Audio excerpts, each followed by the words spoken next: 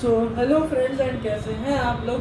आज मैं आप लोग का फिर से स्वागत करता हूँ अपने यूट्यूब चैनल पे, जहाँ पे मैं आप लोग के लिए मैथ्स और कंप्यूटर ICSE क्लास 9 की वीडियोस लाता हूँ। तो आज हम लोग का है कंप्यूटर का लेक्चर, और मैं आप लोगों को सॉरी बोलना चाहूँगा यार, मेरे हर वीडियो में मैं देखता हूँ कि पीछे बैकग्राउंड की बहुत आवाज़ आ रही होती है, लेकिन I can do any thing for that because मैं जिस रूम में यही जो मैं रूम में वीडियो बना रहा हूँ, यही सबसे खाली रूम है वीडियो बनाने के लिए, और यहाँ ये एकदम रोड के बगल में, ठीक है। तो आप भी एडजस्ट कर लिया करो, ठीक है। और आजकल मैं बहुत खुश हूँ, आप अच्छा सपोर्ट कर रहे हो मैं ऐसा कंप्यूटर दोनों की वीडियोज़ पर, ठीक है। तो आज अपन लोग दो टॉपिक्स पढ़ने वाले हैं। हम लोग के दो टॉपिक्स आज के हैं कि सबसे पहले जंप स्टेटमेंट्स एंड सेकंड है वेरिएशंस इन फॉर लूप, ठीक है। ये भाई मैंने सोचा कि अब काफ़ी सारे प्रोग्राम हो गए हैं, अब जब मैं आप लोग को, क्योंकि अब एक बार फाइनली अगर मैं एक बार आप लोग को नेस्टेड लूप पढ़ा दूंगा, तो नेस्टेड लूप पढ़ाने के बाद आप लोगों को मैं ढेर सारे प्रोग्राम करवा सकता हूँ, ये कि उसके बाद सारे प्रोग्रामिंग कॉन्सेप्ट्स आपके क्लियर हो जाएंगे 9th के। उसके बाद मैं काफ़ी प्रोग्राम आप लोग को जो भी प्रोग्राम करवाना चाहूँ आपको करवा सकता हूँ, ठीक है। तो ये हम लोग के दो टॉपिक हैं। जंप की स्टेटमेंट्स हम लोग पढ़ेंगे, इसमें पढ़ेंगे दो स्टेटमेंट्स होती हैं इसमें, ब्रेक एंड कंटिन्यू, है ना। ब्रेक एंड कंटिन्यू स्टेटमेंट होती हैं इसमें, ठीक है। And variations in for loop में 3 वेरिएशन है, ठीक है। अब टॉपिक आज चालू करते हैं, पहला टॉपिक अपना, ठीक है। तो अपन लोग का जो पहला टॉपिक है अपन लोग का जंपिंग स्टेटमेंट्स इन जावा, है ना। जंपिंग स्टेटमेंट्स इन जावा,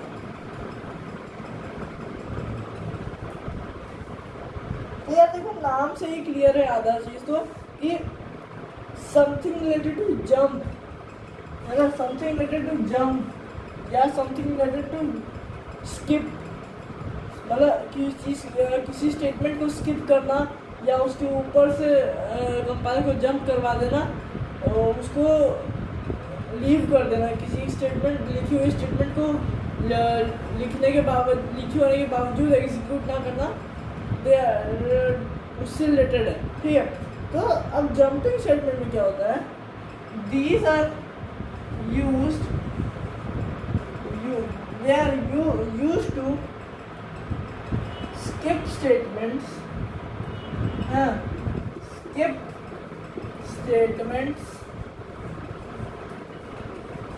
और सिंपली हम लोग कह सकते हैं कि चेंज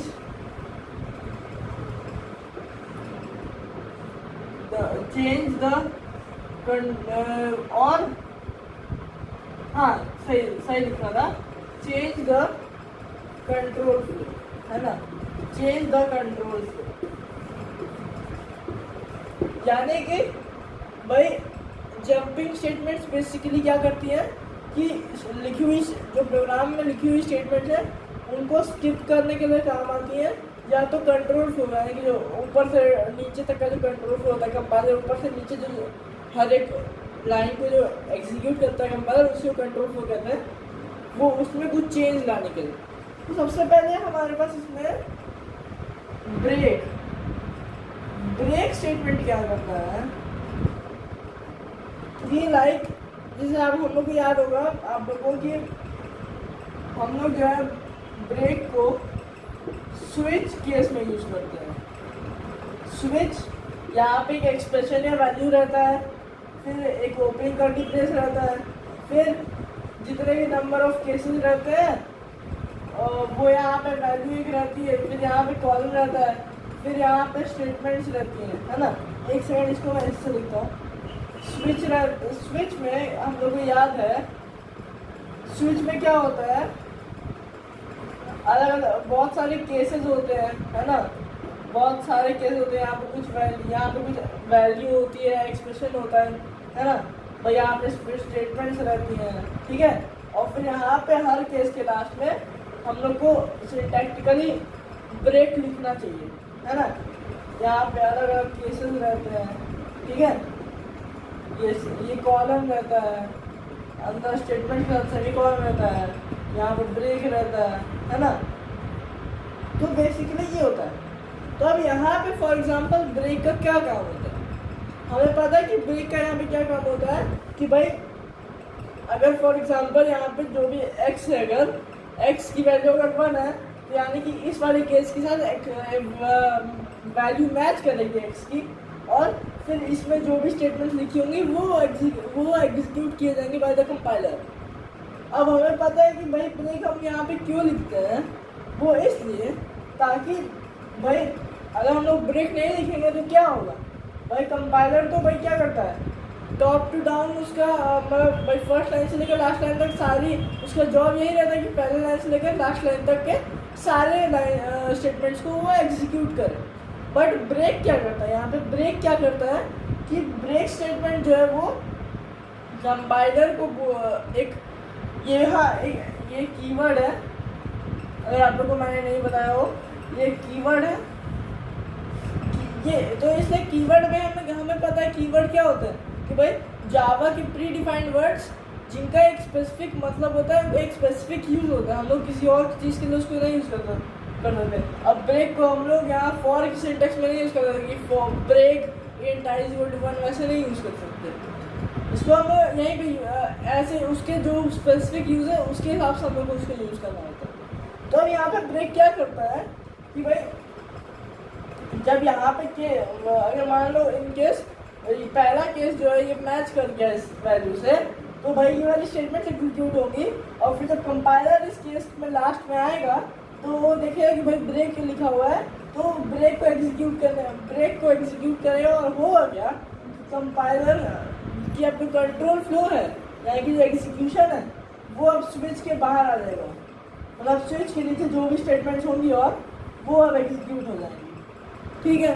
तो भाई यहाँ पे क्या हो रहा है, ये break sends the control flow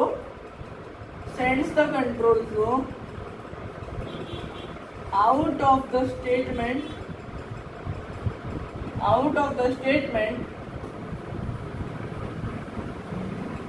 only under which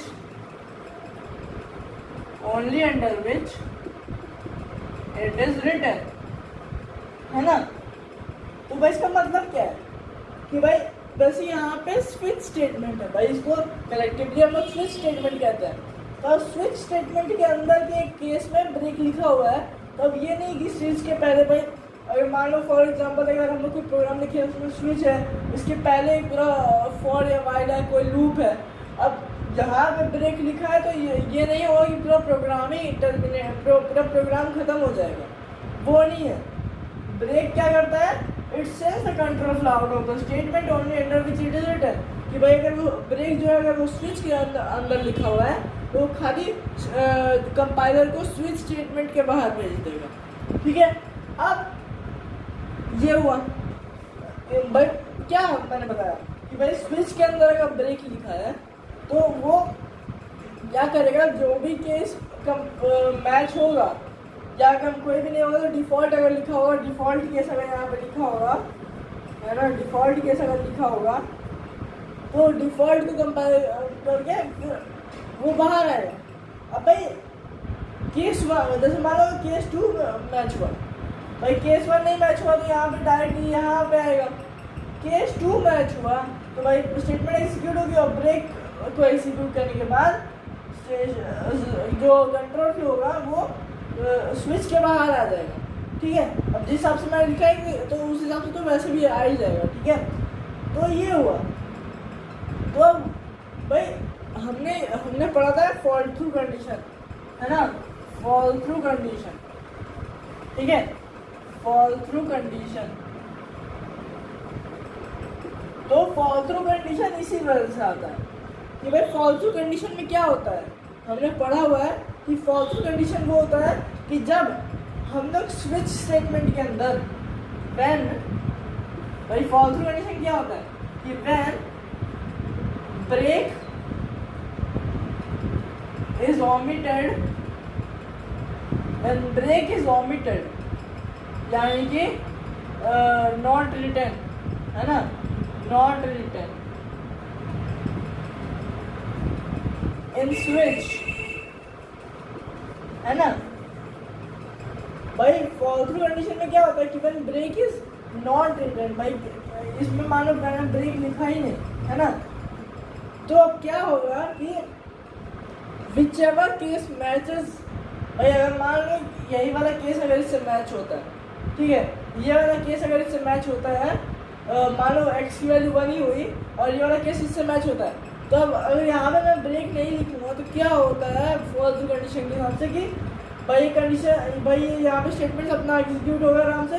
फिर अब भाई ब्रेक क्या करता है, हमें पता है कि ब्रेक क्या करता है। यहाँ पे ब्रेक जब हम लोग लिखते हैं तो ब्रेक क्या करता है कि भाई कंट्रोल फ्लो को स्विच के बाहर भेज देता है कि भाई, ताकि भाई हम लोग को जितना हम लोग को चाहिए उतना एग्जीक्यूशन हो, है ना। लेकिन अब ब्रेक जब नहीं लिखेंगे हम लोग, क्या होगा कि जब यहाँ लास्ट स्टेटमेंट एग्जीक्यूट होगी तो उसके बाद भाई ब्रेक तो लिखा नहीं है, तो कंपाइलर अपने ड्यूटी के हिसाब से और अगली लाइन को एग्जीक्यूट करने जाएगा। अब केस 2, अब भाई यहाँ पे वो केस मैच हो चाहे ना हो, है ना, अब ये चला जाएगा इसके अंदर भी, है ना। अब इसके अंदर जाके जितनी स्टेटमेंट्स होंगी उनको भी एग्जीक्यूट कर देगा। अब भाई यहाँ पे हम लोग ब्रेक लिखे हुए हैं, तो अब यहाँ पे अब कंट्रोल फ्लो स्विच के बाहर चला जाएगा, यानी कि क्या हुआ कि break, when break is not written in switch, भाई हमने स्विच में ब्रेक को नहीं लिखा, तो भाई उसकी जो ड्यूटी होती है कि send the control flow out of the statement under which it is written, हमने स्विच के अंदर जब यहाँ पे ब्रेक नहीं लिखा तो भाई कंट्रोल फ्लो बाहर नहीं गया और अंदर ही गया और आगे चला गया कंट्रोल फ्लो, और जैसे ही ब्रेक वापस मिला तो वो बाहर चला गया कंट्रोल फ्लो, ठीक है। अब भाई चल ब्रेक का एक और यूज हम लोग को पढ़ना है कि बताता हूँ। ब्रेक का एक और यूज ये है,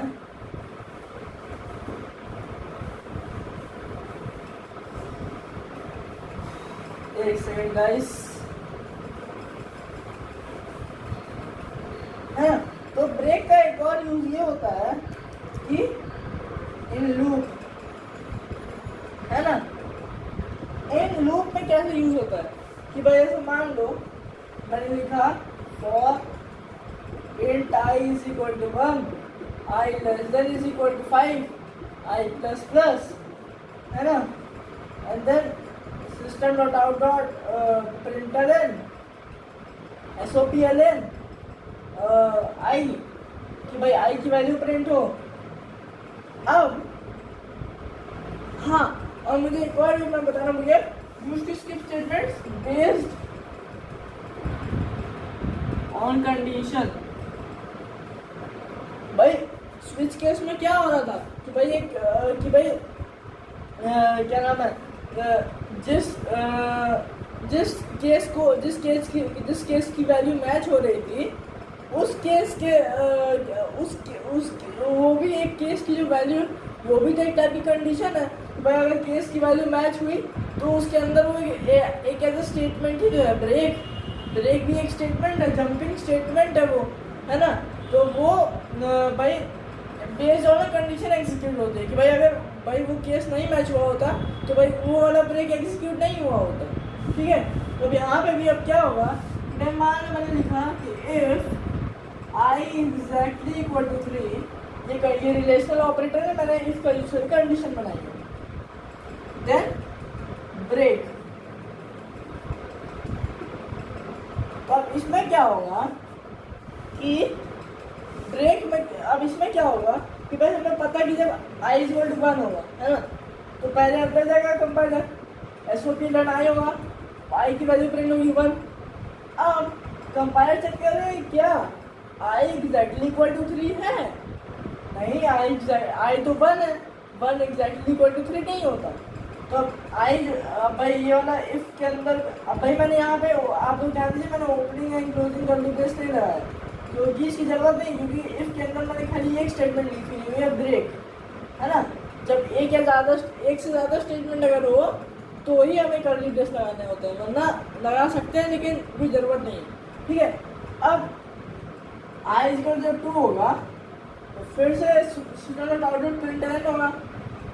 अब if I exactly equal to 3 break, i तो 2 है तो अभी भी कंडीशन फॉल्स है, अब आई इक्वल टू 3 हो जाएगा। पहले ये प्रिंट होगा if I exactly equal to 3, अब 3 आई की वैल्यू भी 3 है, कंडीशन ट्रू होगी, ब्रेक।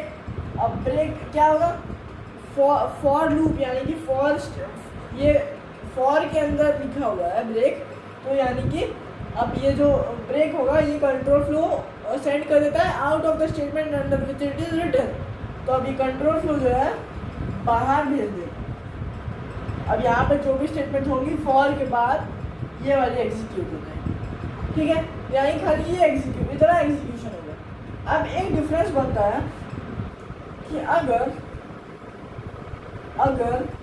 मैं लिख दूँ, पहले मैं लिख दूँ कि if I exactly equal to 3 break and फिर यहाँ पे SOPL लाइन लिखूँ, तो भाई क्या होगा, 1 होगा, 1 प्रिंट होगा, 2 प्रिंट होगा। अब जब 3 आएगा तो पहले कंडीशन है, अब पहले कंडीशन ट्रू हो जाएगी, ब्रेक हो जाएगा। तो अब भाई क्या हुआ, ब्रेक जो है वो एक स्टेटमेंट के पहले ही आ गया और कंडीशन भी ट्रू थी।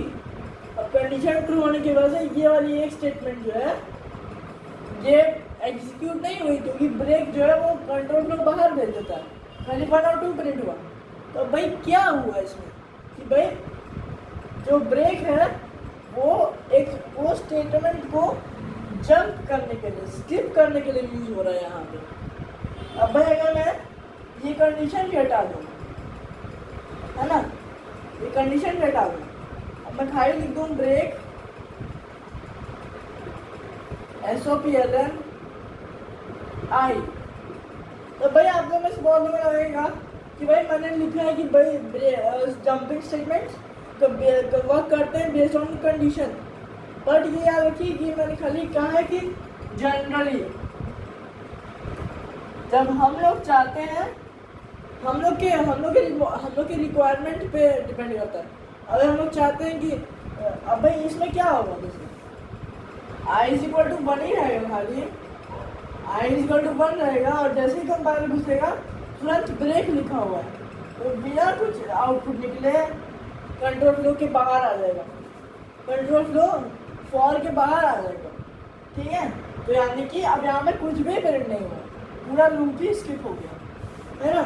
जैसे ही घुसा तो ब्रेक आ गया, पूरा लूप स्किप हो गया। ठीक है, वाइल और डू वाइल में भी सेम वैसा ही होगा। ठीक है, ये हुआ भाई। हम लोग अब इसमें क्या हो रहा है कि भाई एक कंडीशन या without condition, generally based on condition ही होता है लूप में, कि एक कंडीशन है वो अगर ट्रू है तो जैसे ही वो कंडीशन ट्रू होगी तो लूप के बाहर आ जाएगा कंट्रोल। ठीक है, कुछ डाउट होगा आप लोग को तो आप लोग पूछ सकते हैं कमेंट से। अब अपन लोग चलते हैं अपने नेक्स्ट स्टेटमेंट पे, next and last statement of the jumping statements. एक और स्टेटमेंट भी होती है, मैं बताऊंगा, लेकिन वो हम लोग के लिए बहुत इम्पोर्टेंट नहीं है। ठीक है, और सेकेंड स्टेटमेंट जो होती है वो होती है कंटिन्यू स्टेटमेंट, है ना, कंटिन्यू। अब भाई आप लोगों ने ध्यान दिया होगा, अगर मैंने इसको कैपिटल से लिख दिया था, भाई लिख तो सकते हैं डेफिनेशन के समय, लेकिन कैपिटल से होता है क्योंकि keywords are written in small case, अगर आपको कोई याद हो, मैंने पढ़ाया है। ठीक है, तो अब क्या होगा, continue it is only used in continue is only used in the loops. ठीक है, continue only used in loops, जहाँ तक मुझे पता है। ठीक है, अरे सॉरी, कंटिन्यू क्या होता है, जैसे मान लीजिए मैं वही सेम एग्जांपल लेता हूँ, for int I is equal to 1, I less than is equal to 5, I plus plus, है ना, if I exactly equal to 3 continue SOPLNI।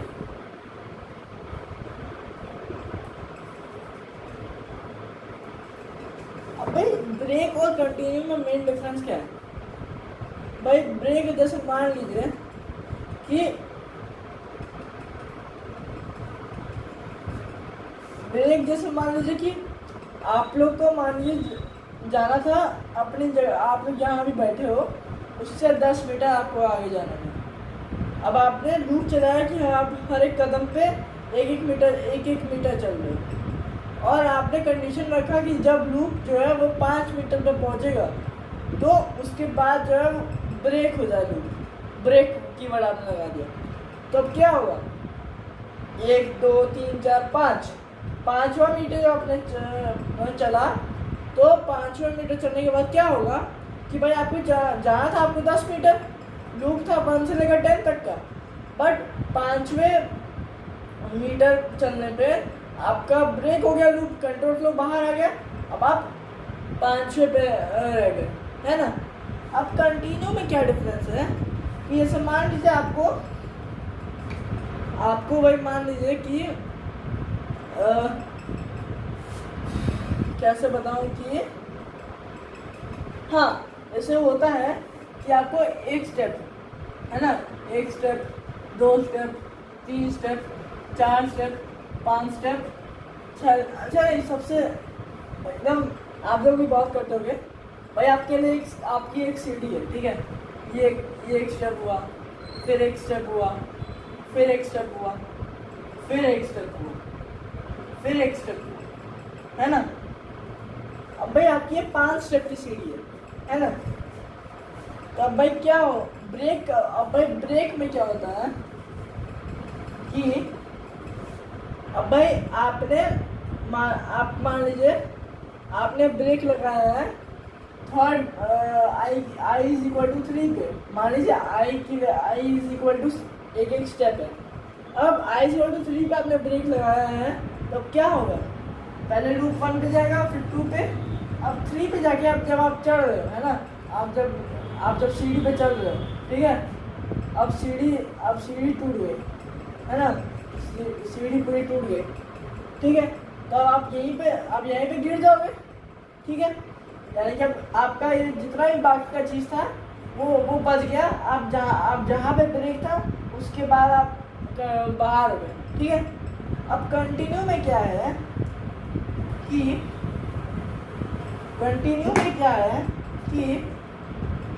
आपका 1 स्टेप है, 2 स्टेप है, 3 स्टेप है, 4 स्टेप है एंड ये 5वां स्टेप। कंटिन्यू में क्या होगा आपका कि कंटिन्यू में भी मान लीजिए आपका आई इक्वल टू 3 पे ही कंटिन्यू है ना, आई इक्वल टू 3 पे कंटिन्यू है। अब क्या होगा, आपने पहला स्टेप चला, फिर सेकेंड स्टेप चला, अब आपको याद है ना, ये टूटी हुई है पहले से ही, अब ये भाई आपने एक बार चला तो अब ये टूट गई। अब आप क्या करोगे कि भाई आप यही करोगे कि आप इसको छोड़ के इस पर जाओगे और भाई एकदम ऐसे आप लोग जो एकदम लॉन्ग स्ट्राइड लेते हो वैसा आप आई इक्वल टू 3 को स्किप कर दोगे और आई इक्वल टू 4, भाई 1 2 एंड देन 4 एंड 5 ऐसे ही करोगे, है ना। अब भाई जब आपका ये ब्रेक नहीं हो रखा था सीढ़ी, तो आप यहाँ पे गए और ब्रेक हो गया। अगर आपको पता है कि यहाँ पे ब्रेक हो रखा है तो आपने स्किप कर दिया, ठीक है। अब आई इक्वल टू 3 यही करता है ना, कि क्या करेगा, जब आपकी आई की वैल्यू 1 रहेगी तब तो कंडीशन ट्रू रहेगी, नहीं तो आई 1 प्रिंट हो जाएगा। जब आई इक्वल 2 हो जाएगा तो अभी कंडीशन ट्रू नहीं रहेगी, 2 प्रिंट होगा। अब जब 3 होगा तो अब 3 क्या होगा ना, कंटिन्यू का क्या करता है, स्किप्स द कंट्रोल फ्लो। आप एक तरह से कह सकते हो skips the control flow according to the condition, ये भी जनरली है, according to condition ये भी जनरली है ना। तो भाई हो गया, अब भाई कंटिन्यू हुआ तब कंटिन्यू में क्या होगा ना, अब भाई क्यों काय खाली लूप में, क्योंकि लूप में ही ऐसा होता है। अब कंटिन्यू क्या करेगा, आई एग्जैक्टली इक्वल टू 3 के बाद अब ये पहुंचा देगा कंपाइलर को कि भाई कंपाइलर भैया अभी आप थोड़ी देर बाद आओ, है ना। अब आप थोड़ी देर बाद आओ, अभी मेरे पास टाइम नहीं, ठीक है। अब कंपाइलर भैया बोलेंगे ठीक है भैया, हम अपन नेक्स्ट इटरेशन में जाते हैं। अब आई प्लस प्लस होगा, आई इज इक्वल टू 4 हो जाएगा, है ना। अब 3 भी हुआ, लेकिन 3 पे तो कंटिन्यू हो गया, तो अब 4 आ गया। अब 4 पे कंडीशन 2 होगी नहीं, फिर अब 5 हो जाएगा, तो 5 पे कंडीशन 2 नहीं रहेगी। क्या हुआ, 3 वाला पार्ट जो है स्किप हो गया, ठीक है। ये मैंने अच्छा सा एग्जाम्पल बताया। अब जैसे फॉर एग्जाम्पल मैं इसी को ले लूँ ऐसे, SOPLNI if I exactly equal to 3 continue. अब भाई क्या हुआ, ब्रेक में क्या हो रहा था, जब मैं यहाँ पे इसलिए ब्रेक लिख रहा था, तो ब्रेक में इस अगर आप वीडियो को पीछे करके देखोगे तो इस जब मैंने ऐसे ब्रेक में लिखा था तो क्या हो रहा था कि 1 2 और फिर 3 के बाद कुछ नहीं हुआ था, और जब मैंने, है ना, ये हुआ था। अब कंटिन्यू में क्या होगा, कंटिन्यू में क्या होगा इस केस में कि आपका पहले 1 प्रिंट होगा, फिर 2 भी प्रिंट होगा, फिर अब भाई जब आई 3 होगा, जब आई 3 हो रहा है, आई 2 हो रहा है, तो पहली स्टेटमेंट तो SOPLN हो रही है, तो आई की वैल्यू पहले प्रिंट हो जाएगी। अब उसके बाद क्या होगा कि अब भाई कंडीशन ट्रू रहेगी। अब भाई अब क्या कर रहा है कि भाई बस नेक्स्ट आइटरेशन पे ही तो भेज रहा है, तो आई 4 भी प्रिंट होगा, 5 भी प्रिंट होगा। ये इसका डिफरेंस है कंटिन्यू और ब्रेक में। अब कंटिन्यू क्या कर रहा है कि भाई ये बस नेक्स्ट आइटरेशन पे भेज रहा है ना। इसके नीचे जो भी स्टेटमेंट्स लिखी जाएंगी वो एग्जीक्यूट नहीं होगी, और ये नेक्स्ट आइटरेशन में भेज दे रहा है लूप को, ठीक है। तो अब अपन लोग चलते हैं अपने नेक्स्ट कॉन्सेप्ट जो कि है वेरी। तो यार दोस्तों थोड़ा डिस्टर्बेंस हो गया था, है ना, कॉल वगैरह आ गया था। तो अब अपन लोग अपने नेक्स्ट टॉपिक पे जाने वाले हैं, है ना। नेक्स्ट टॉपिक जो है वो है वेरिएशंस इन फॉर लूप, ठीक है। वेरिएशंस इन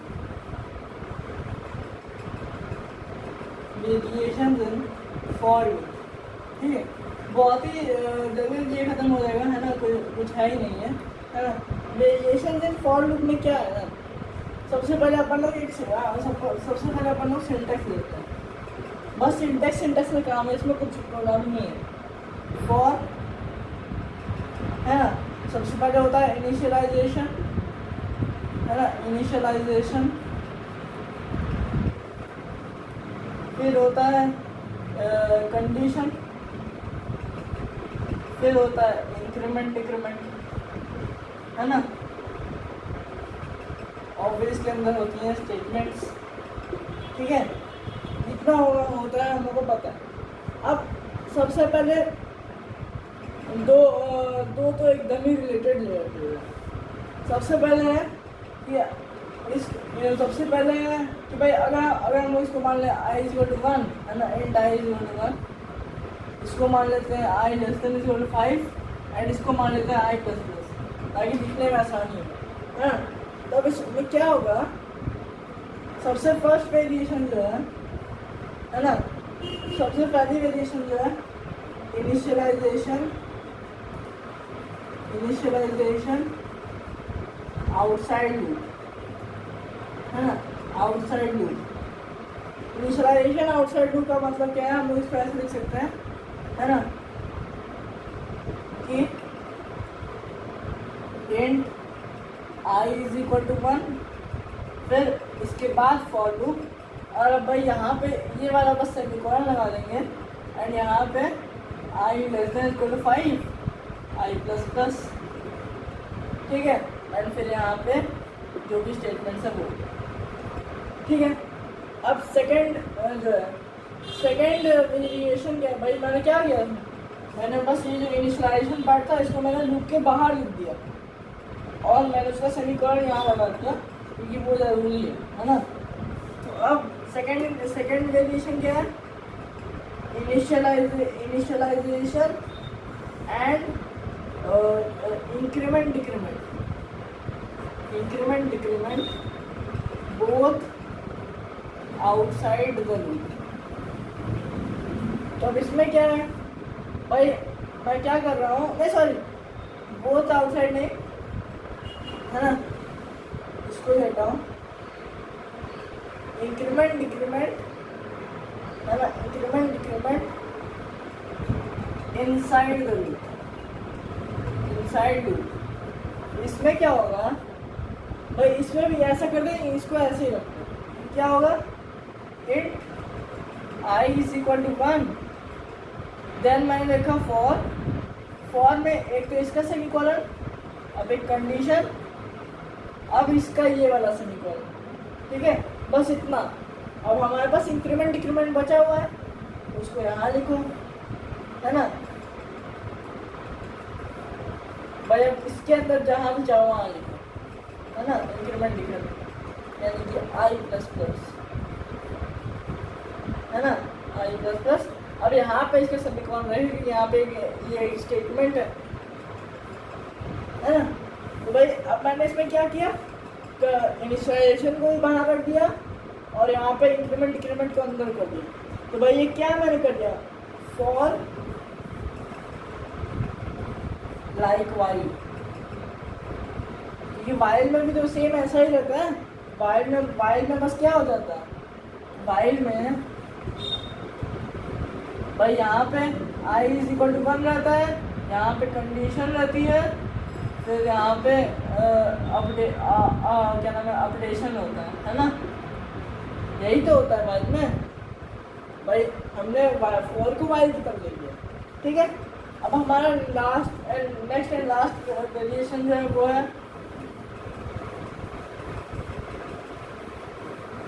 वो भी एक काफ़ी अच्छा वेरिएशन है, थोड़ा हेल्पफुल टाइप का भी है ना, आपके प्रोग्राम को थोड़ा ऐसा ही लेकिन छोटा बना देगा। जैसे मान लो कि भाई आप एक लिखते हो कि फॉर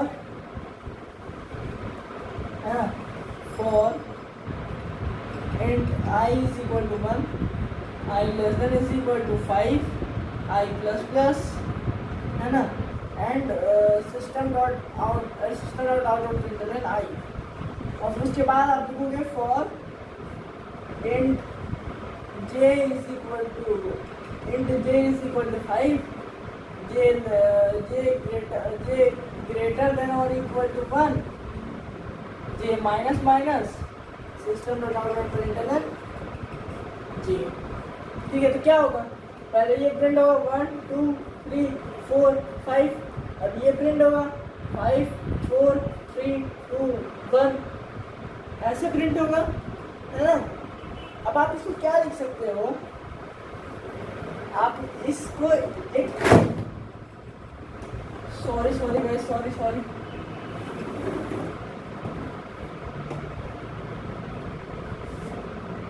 गाइस, वेरी सॉरी, है ना।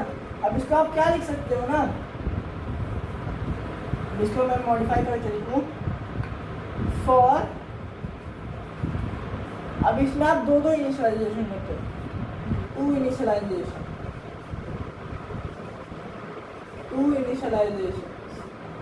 ठीक है। मतलब मैंने किया int i is equal to 1 और मैंने एक और किया j इज इक्वल टू 5, है ना, and then i less than equal to 5, i plus plus comma j minus minus, and then system dot out println. यहाँ पे कर्ली ब्रेस है कि दो स्टेटमेंट्स, है ना।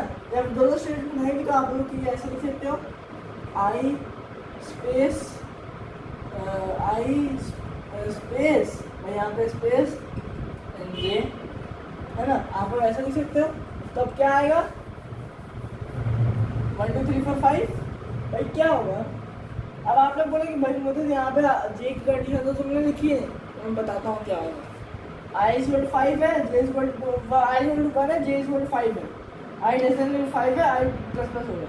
सबसे पहले आई की वैल्यू प्रिंट होगी 1, फिर यहाँ पे एक स्पेस, जे की वैल्यू प्रिंट होगी 5। अब आई प्लस प्लस है, आई इज 2 हो जाएगा, जे भी माइनस माइनस है तो जे 4 हो जाएगा, है ना। अब क्या होगा कि अब भाई हमें मैंने जे को 1 तक ले जाना था, तो अब क्या होगा, अब फिर से अब भाई SOP है ना, तो नेक्स्ट टाइम जाएगा 2 स्पेस 4, फिर ऐसे ही आई इज 3 एंड ये जे इज 3 हो जाएगा, 3 एंड 3 हो जाएगा, फिर I is 2 and J is 4 हो जाएगा, 2 एंड 4, फिर 5 एंड 1। हमें वही सेम मिला हमने, जो कि भाई हमें पता है कि भाई हमने i is 1, i less than 5 and i plus plus किया, तो यानी कि लूप जो है जो भी चीज़ें लूप पर लिखी गई है वो 5 बार एग्जीक्यूट होंगी। तो यानी कि हमें पता है कि जे इज 5, जे इज 5 है एंड जे माइनस माइनस है, तो वो माइनस माइनस होकर 5 बार में एक 1 तक चला जाएगा, है ना। तो ये वही हमने लास्ट वेरिएशन क्या पढ़ा है कि we can do 2 initialization in a single loop, ठीक है। तो हमने आज क्या पढ़ा, break jumping statements, break it sends the control flow out of the statement and only under which it is return, ठीक है। यानी कि अगर जहाँ तक आपने जिस कंडीशन में आपने लिखा है उसके बाद वो उस स्टेटमेंट के बाहर कर देगा compiler. Continue it is use to skip a statement, आपने आई 0 to 3 पे किया है, आई 5 तक जाने वाला है, तो 1 2 3 की जगह 1 2 4 5 हो जाए। और फिर यहाँ पे आप लिख सकते हो फॉर में इनिशियलाइजेशन को भी बाहर लिख सकते हो, और इंक्रीमेंट को फॉर लूप के अंदर लिख सकते हो, for like a while, for loop like while loop लिख सकते हो। और ये लास्ट है 2 इनिशियलाइजेशन। तो थैंक यू वेरी मच। आपको वीडियो अच्छा लगे तो लाइक कीजिएगा, चैनल को सब्सक्राइब कीजिएगा। आज हो सकता है आपको थोड़ा नॉइज़ भी आए, क्योंकि मैं पंखा चालू करके बनाया है वीडियो। मैं देखना चाहता था कि पंखे से ज़्यादा डिस्टर्बेंस होता है कि नहीं, क्योंकि मेरे हाथ ख़राब हो जाती थी भाई मैं आप लोग के लिए, मैं आप लोग को अच्छे से वीडियो समझ आए, मैं पंखा बंद करके बनाता था ताकि वॉइस ताकि ज़्यादा नॉइज़ ना जाए। ठीक है, थैंक यू।